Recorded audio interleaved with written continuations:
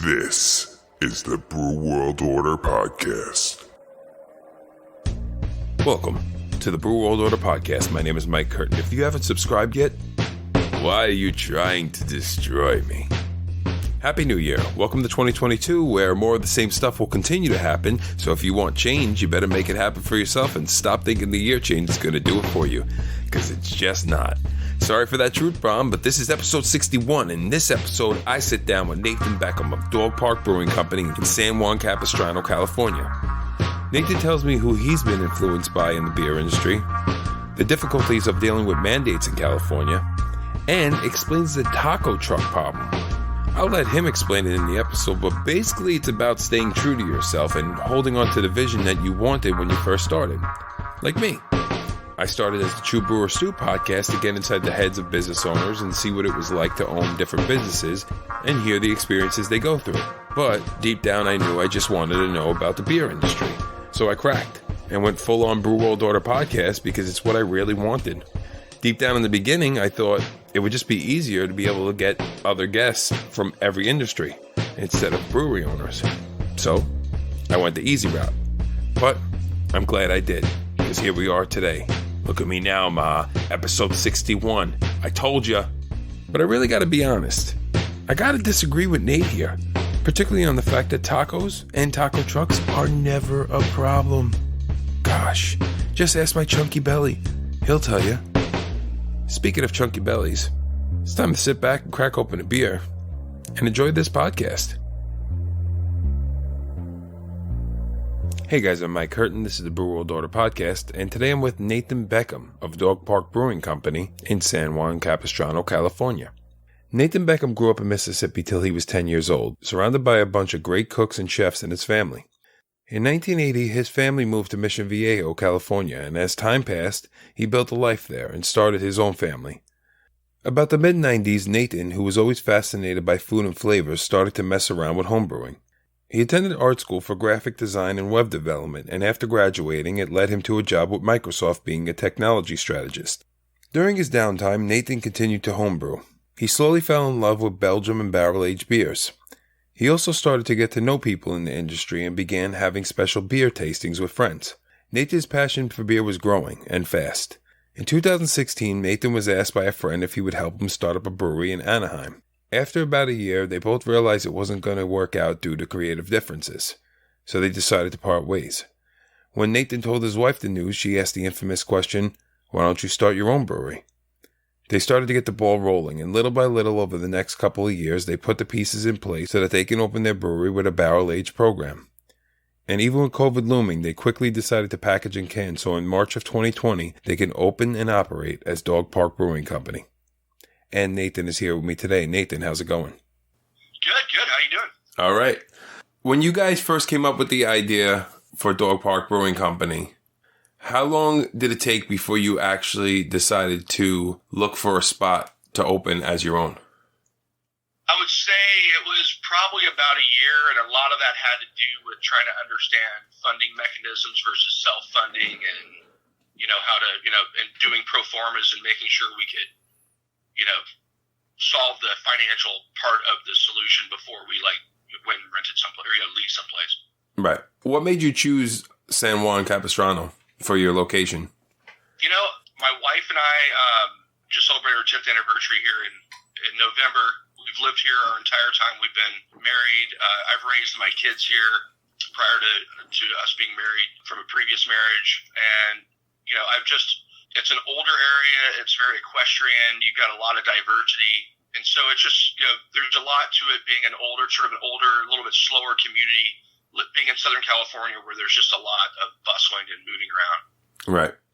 And from the moment you came up with the idea to open, because you were working for helping another brewery get off their feet, from the moment you decided to start your own brewery to the moment you actually opened, handing out cans in March of 2020, what would you say was the most difficult part for you, COVID aside, obviously? In all honesty, funding.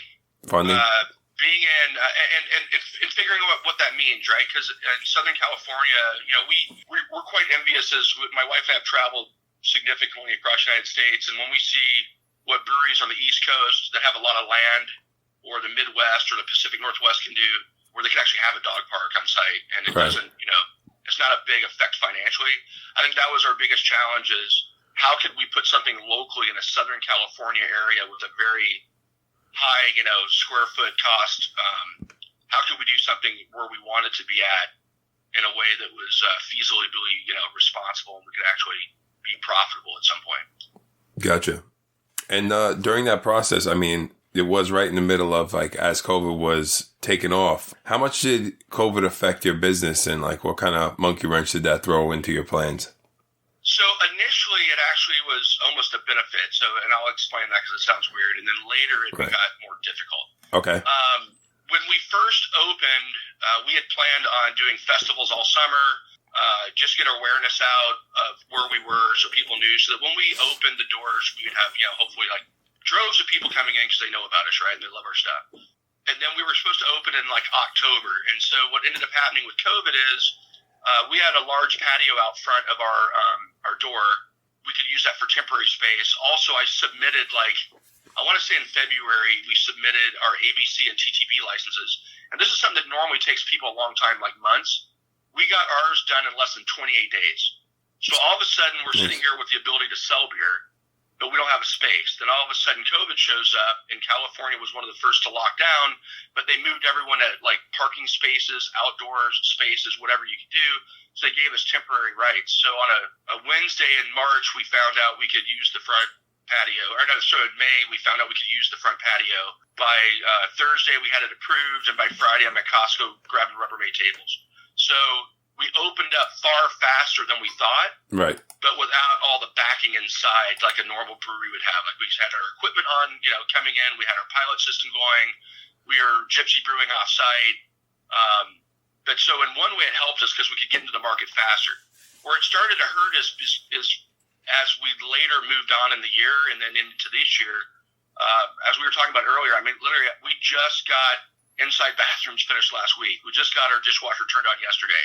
While we've had an inside footprint and a lot of, like, really cool things happening, because we chose to keep employees employed and not shut down to finish, it just delayed our progress. And then with COVID, as everyone knows, it's been difficult with employees, but even our general contractors had the same problem, where what normally would take, a couple weeks to get done is taking months to get done. So I would say that was the tougher part of COVID, is getting the project finished once we were rolling.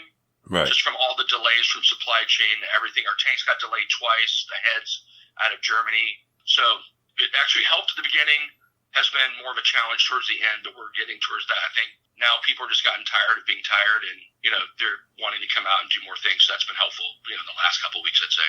Of course. Yeah. And you talked about before that one of the most difficult things was finding funding. How did you go about finding the capital to fund your business? You know what? We initially we worked to create multiple pro formas to really show what we could do in different environments. The original goal was to create a production brewery that we could support multiple satellite tasting rooms.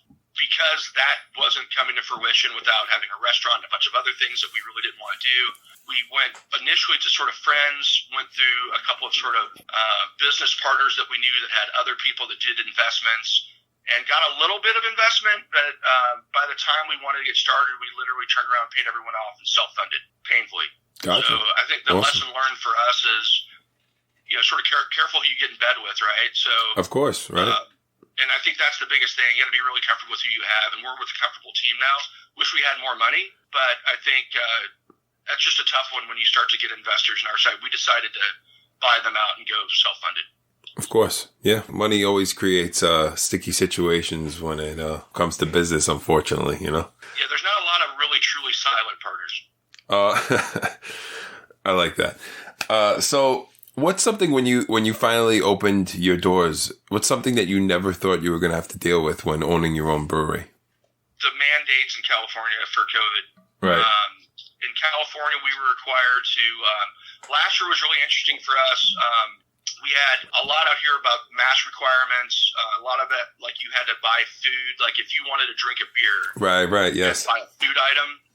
And I think just the community here, knowing which we had a sort of a split divide here, right? Where we have from old equestrian out of my cold dead hands type of people, you can't make me do anything, and not all of equestrian are like that, but you have sort of old school, conservative folks, and then you have very liberal folks here too, which everyone wants to wear a mask, and we almost had a fist fight on the day that mask mandate was taken off because someone still wanted to wear one.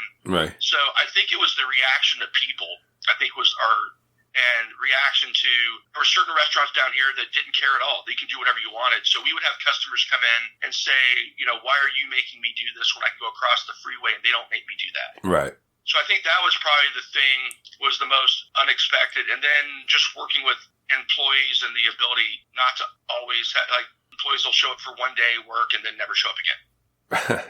So isn't that nice? And those are really COVID related, so I don't even think I've gotten to the surprises of or they're so minimal compared to dealing with this stuff, right, that I don't even think about them. Yeah, man. These mandates and everything going on have people very fearful, but some people are like, you know what, I trust my immune system and I'm just going to go along my way. But, either or, it's kind of crazy how it's kind of split down the middle. And yeah, and I think the tough thing is, too, like what we said along the way is, look, if the ABC, which is our alcohol board out here, if they're going to mandate something, then they should have the people enforcing it, right? So when you have your employees enforcing things, that's when it really becomes a challenge, because then it's like us against them versus that's not what it should be. It should be, our big saying is beer is inclusive, not divisive. Right. And, I would hope that we can keep getting more to there, but I think that's our toughest thing is having when the restaurant or the brewery or whatever you want to call it becomes the enforcer of a mandate. That just becomes really very tough and painful on the business. Gotcha. And what are some qualities that make you a good business owner? I put other people in front of me to talk to employees.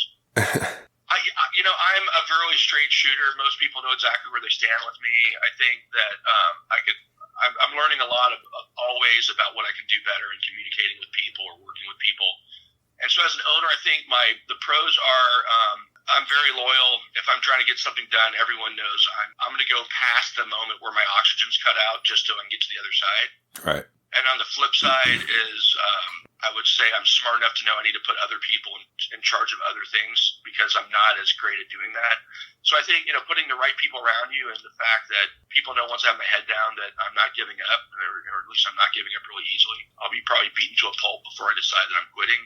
So I think those are the good things. I think the main thing is knowing where your shortcomings are and not trying to force, like I'm the smartest guy in the room, or that right. I'm going to tell someone how because it's very odd these days, again, with, I think even culturally wise, just the younger kids, I've got, all my kids are grown up and moved out of the house from 21 to 33.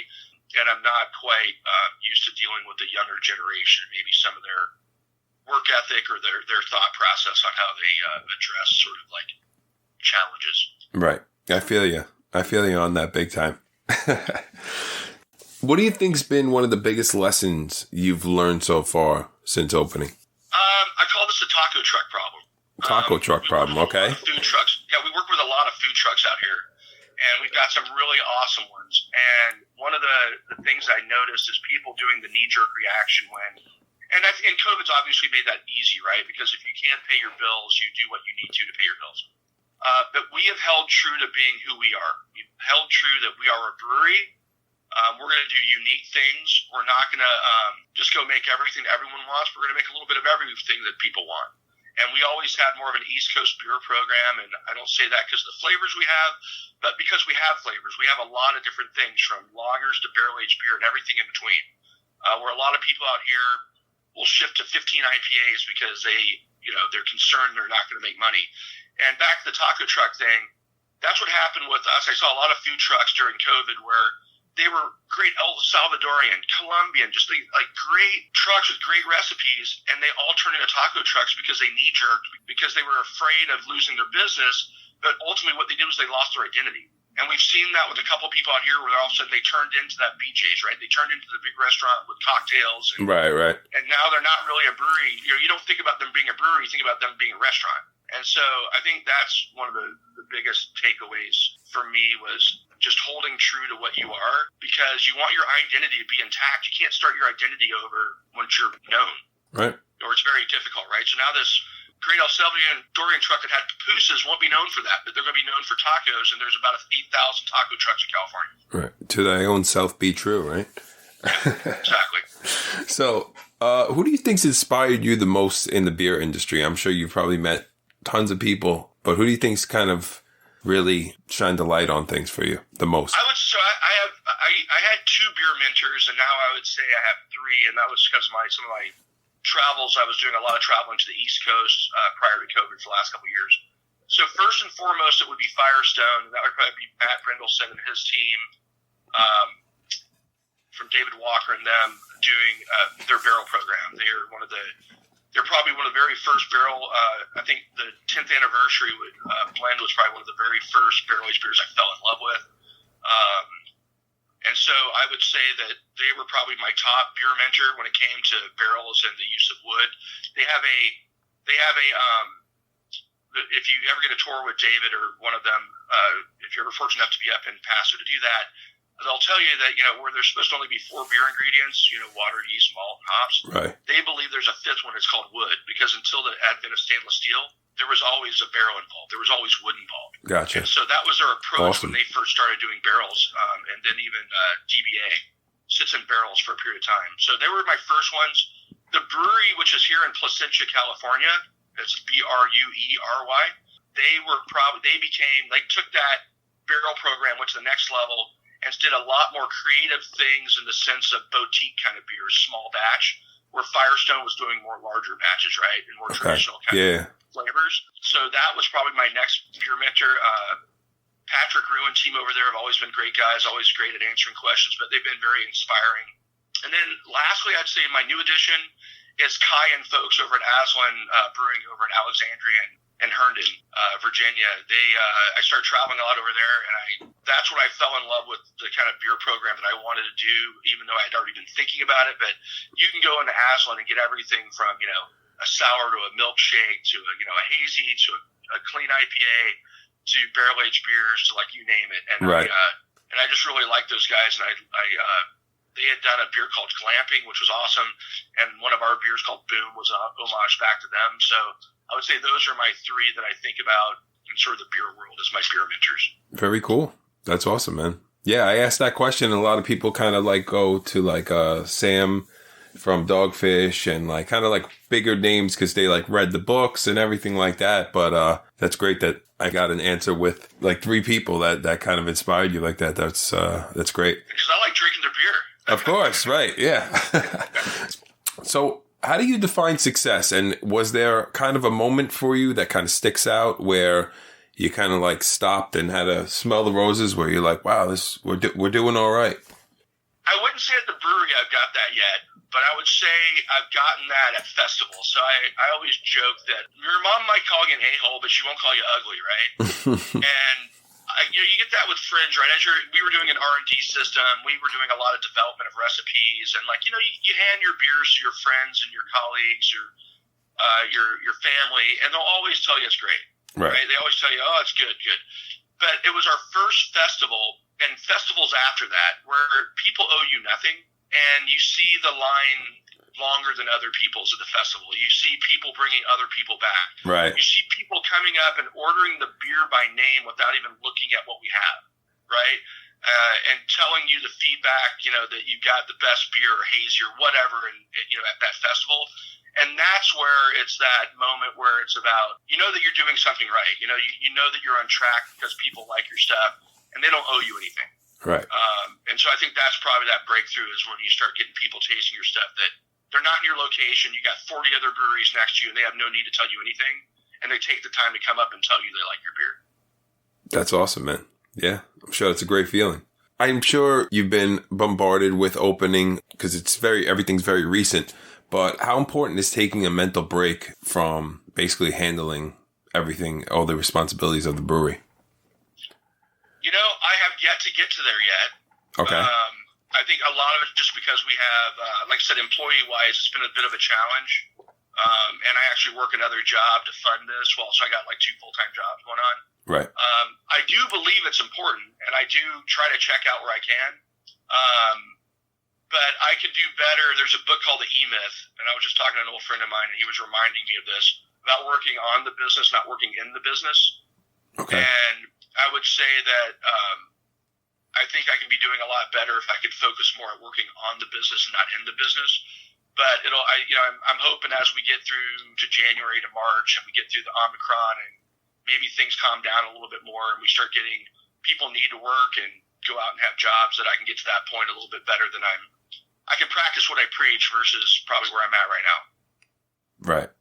So if you plan on opening your own brewery, just a heads up, you probably won't get a good break for a couple of years.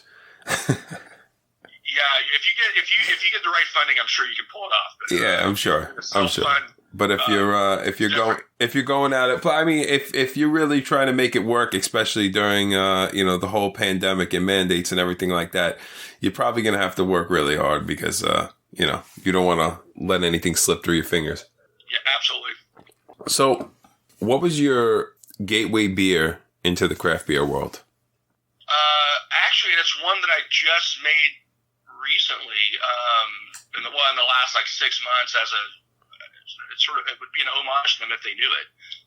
But one of them would have been Humpback Ale from Harpoon, and it was like a copper ale, and it was just this really easy drinking beer. And oddly enough, and I was thinking about this because I've been out to Boston, and I've been to their brewery, and I've been to Sam Adams. Yeah, I've been there as well. In 1995 or 1994, they were in Aliso Viejo, California, and I can't understand how they ever got that distribution. Right. But I'm assuming it's because they were tagging along with Sam Adams. And I think Sam Adams Stock Ale and probably Sierra Nevada Pale Ale were I would say the three that were just out. But I would say my favorite, and I know you asked for one, I apologize. My favorite, though, one to go search for, and it gave me that itch to search for beer, where it wasn't you could just go find it, was the original Eye of the Hawk from Mendocino, California Brewing Company.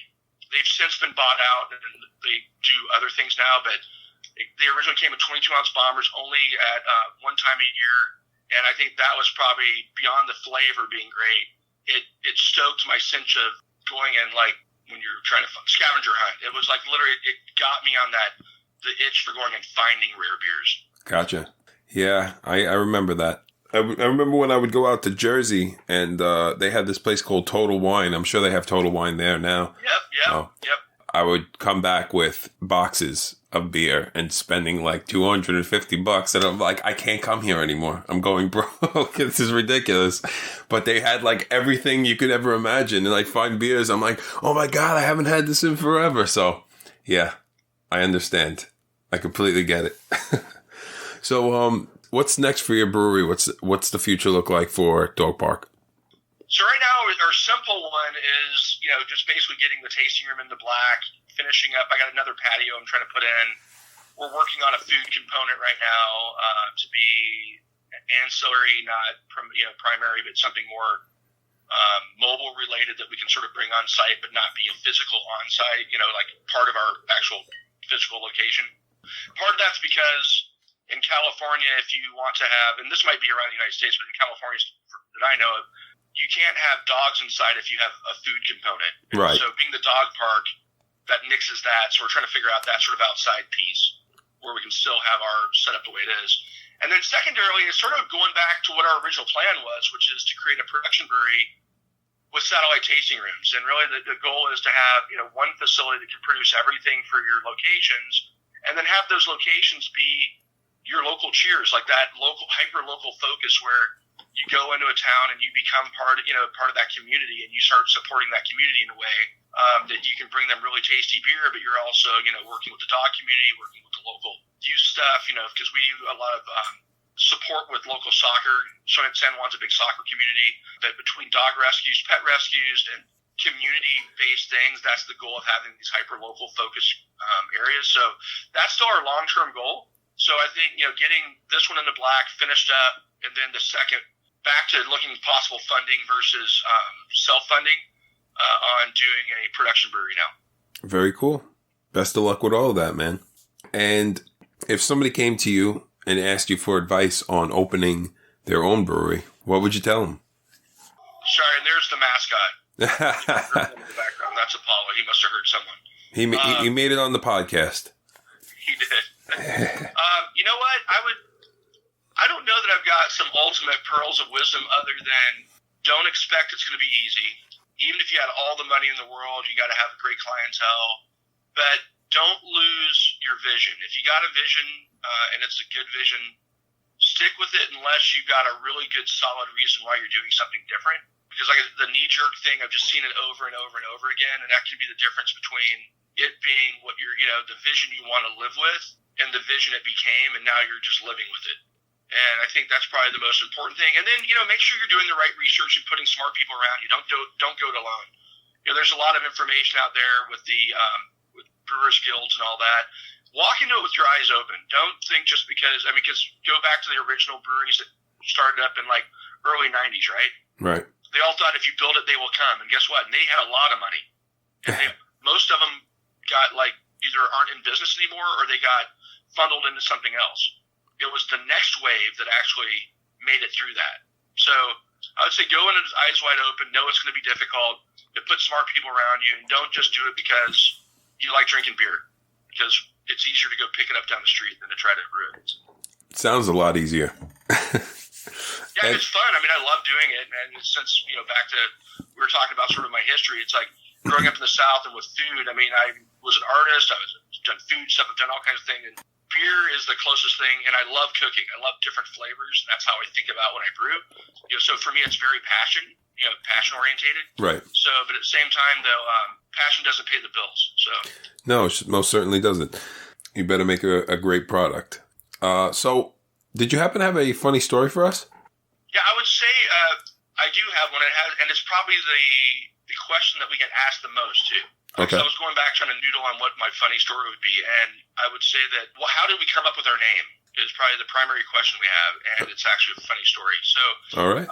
Originally we were going to call it Apollo Dog Brewing Company, and that was for our dog, our mascot, Apollo. He's an 85-pound American Bulldog. And he's squirrely and unpredictable, and that was part of what we wanted to do as we built out the brewery, was to have this reliably unpredictable, have very traditional things, but be able to do very crazy things while comparing beer to mankind's best friend. And then we ended up with a trademark issue internationally. I think someone literally in Ireland or Scotland. And we just didn't want to have something that could plague the company long term. We were trying to figure out another name, and there must have been an A or something in the logo when we first were doing it. I can't remember. This was a while back. Because we were trying to come up with awesome dog, amazing dog, all these different things. Right. And then our third partner, Robert, had just moved in a new place, and a mutual friend of ours from Australia was over. And he was sitting out on the patio, and he knew we were noodling on this name. And he looked across the street and said, well, why don't you just call it the dog park? There's one right there. Because our partner just moved across from the dog park. And we're like, oh, my God, that's awesome. It's communal. It's like community. It's bringing people together. Right. And then our artist got a hold of it and added the W to PAWRK, which now everyone thinks we're from the East Coast. I think we're from Boston. Right. And it's really just representative of a paw. Right. But yeah, that was our funny story. Was everything that and it's just something I would say going back to starting a brewery or anything. Be open to creative things, and I think that's where we've been really fortunate. So many things that we've done have been sort of a fluke in a good way, not like we just weren't planning on things, but you put enough of the right people around you and you give them enough of a voice, really cool things come out of it, and we've been able to experience that a few times, and our name's one of them. For sure. That's awesome, man. Yeah, I was wondering where the W came from. And I didn't think it was an East Coast thing, but I assumed it was because of the paw. Yeah, we have a lot of people going, Pawrk? Yeah, Boston? Right. The Pawrk? Yeah. Right. Yeah. So I have a little segment called Quick Fire 5 quick questions, beer related. Ready? Sure. Somebody comes into your brewery. What's one of the beers you recommend they try? Our barrel-aged series. Barrel-aged series. Okay. Favorite brewery other than your own? Aslan. Favorite style of beer? Barrel-aged. I always joke. I'd make barrel-aged beer all day long. I'd make everything else just so I could make barrel-aged beers. Right. I like a big barrel-aged stout or like a rum barrel-aged red. Well, I always ask the question, barrel-aged, imperial, or both. So I think I already know the answer to that one. But I'll skip that one. Last beer you drank that blew you away? Actually, it was a mead. Really? Beer. I'm not going to know the name. I apologize. It was actually from Firestone. It's from their new collection series, from their Brewmaster collection, and it was from one of the last orders they delivered. If you get a chance and you haven't seen it, check out their Brewmasters Collective thing. It's a new program where they send beer out once a month. Okay. And you get all these really creative beers. They're all barrel aged. So it would have been from them. So I apologize. I just don't know the name of it. No worries, but it was a mead, really. In a box. Very cool. And you have one keg of beer to hold you over for a 2-week quarantine. What beer are you choosing? If I could get it, probably Grey Monday. Grey Monday, which is what? I'm sorry. It's so Grey Monday is from the brewery, and it's a variation of their Black Tuesday, which is about a 19% imperial stout that's been barrel aged, and sometimes multiple barrels. And Black Tuesday has hazelnuts in it. Sounds delicious. And at 18 to 20%, depending on what year, that could go for a while. Yeah, I'm sure. Well, Nate, that's all I got, man. That's all I got for you. Well, thanks for having me on. I appreciate it. I know we've been trying to connect, so I appreciate it. Yeah, absolutely. I'm Mike Curtin for the Brew World Order podcast, here with Nate Beckham, co-owner of the Pawrk Brewing Company in San Juan Capistrano, California. Thanks, man. Thank you. Hey, guys. Thank you so much for listening to my interview with Nathan Beckham of Pawrk Brewing Company in San Juan Capistrano, California. Whether you're passing through, you live in the area, or just visiting a friend nearby, definitely check him out. Give him a follow on social media while you're at it. Every other Sunday, I'll be releasing a new episode, so subscribe, and you'll never miss one. Also, give us a follow on social media, because I need the likes. It's how I survive. I'm Mike Curtin for the Brew World Order podcast. You stay safe out there.